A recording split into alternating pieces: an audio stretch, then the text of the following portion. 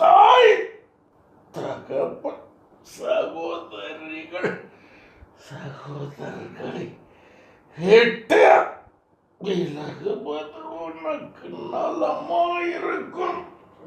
ஆதியிலே நான் உனக்கு கூறியது நினைவூட்டுகிறேன். வாரை என்ன உனக்கு கொடுக்கப்பட்டது. என் குமாரன், என் நேச குமாரன் உனக்காக வேண்டுகிறான். அவனுக்காக நான் உனக்கு இறங்குகிறேன். உன் ஆயுள் நீட்டித்தும் கொட்டித்தும் கொடுக்கிறேன்.